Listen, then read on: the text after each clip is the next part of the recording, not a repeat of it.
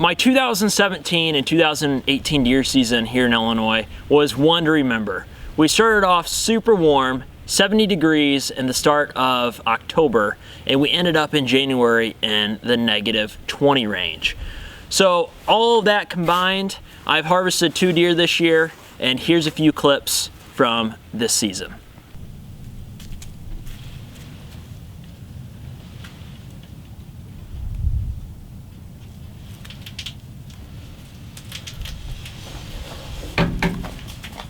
When my bow hit the top of the blind, it spooked her a little bit.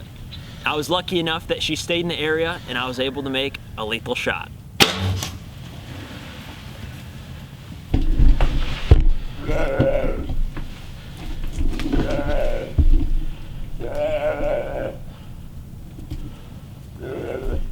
Oh, guys, I just smoked that doe.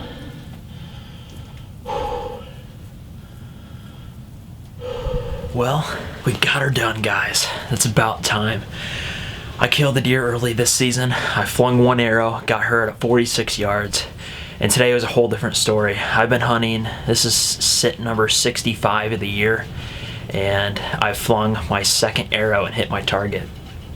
Now, she came in about 5 yards, and I mean, there was nothing I could do. I had one of my hand warmers out and I was crinkling that around, so she was real cautious coming in.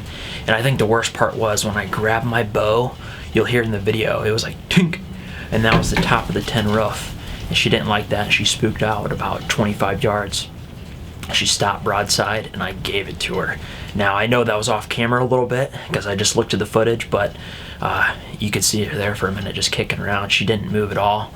I'm gonna go and take a look at her and see what kind of shot we got on her. All right, guys, so I brought the deer home. There's been some things that have happened since then. The reason why I didn't go out and show you the deer out in the field was it's getting so cold that the camera batteries died, so I had to charge the camera batteries at home. So I wasn't able to go walk up there with you guys and show you. It's all gutted out. We're getting ready to hang it up now. I just called it in, so we are officially good to go. Let's go ahead and go take a look at it. It's pretty cool. So I found a new use for the ice fishing sled. It is a good deer hauler as well. So for those of you wondering here, I did hit the spine. Here is the shot right here. Nice little hypodermic wound there. And it actually came out right here on the other side, which is the top of the lungs, and she dispatched within 2 minutes there. So pretty lucky about that. I think what happened was when it went in, it hit the top of the spine and the broadhead ricocheted downwards towards the lung, and that's why I made a lethal shot there and didn't have to follow up with another one. So there's my doe. This is definitely a day I'll always remember. Harvesting one out of this ground blind, so it was awesome. I hope you guys enjoyed this video. Second day of deer camp. We just woke up. It is -1 degree out right now. We have some coffee going. Slept right here last night. Had 2 sleeping bags, and then also I had a hiking sleeping bag, which my dad gave to me to use, and it worked out quite well. We had 1 heater in here, so that's why I have a coat on, and we're just chilling in the camper. We basically camped out in this really cold stuff, so anyway, I hope that we kill a deer today. We saw a whole bunch yesterday. I wasn't able to get them on film because the camera died because it was -6 degrees out. So it's supposed to warm up to 18 degrees today, and we'll see what happens. I'm moving locations. I moved to this corner stand that's nicknamed the Killing Station because there's been 2 deer killed out of it the past 2 days in the evening. So I'm out here right now hunting in the evening. It's snowing. It's super cold. The camera batteries are dying left and right. So I brought an extra one that I have on a heating pad.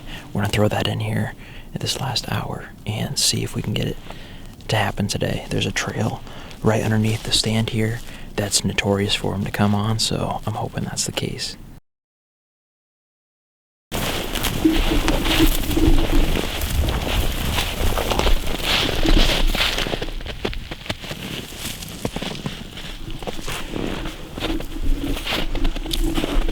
Get closer.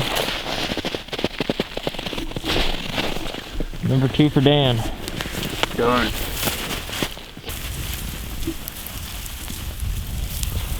Call this the one-shot spot. This is the man who builds those custom ground blinds and was nice enough to let me hunt on his property this year. He went after a huge buck this year called Knucklehead. Well, here we are again, calling it quits.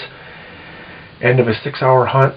There was no snow on the ground when I got here. As you can see now, there's plenty of snow, and it's a good steady snow. Going to go for a little while longer, but coming up on the end of a long season, but hopefully this is what I need.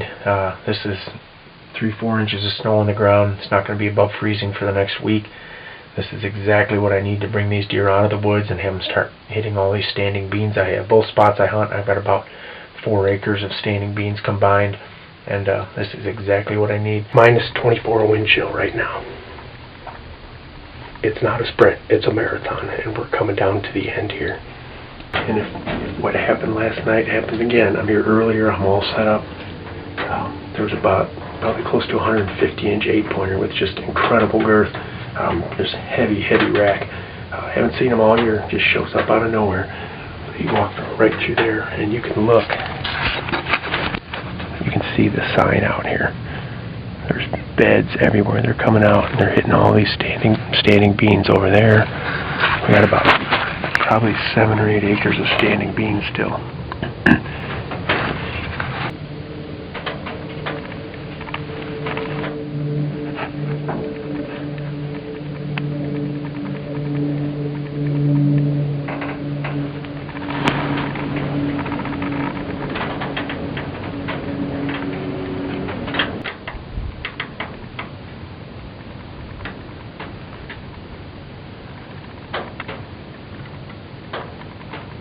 So both of the does I harvested this year were killed out of one of Greg Reese's custom ground blinds. If you guys are interested in one of those, shoot me a message on Facebook and we can set something up this spring or summer. I had an awesome experience. I want to thank Greg Reese personally for letting me come out to your property and hunt your prime locations. So it was a good experience. Thanks for watching, and I'll see you guys on the next video.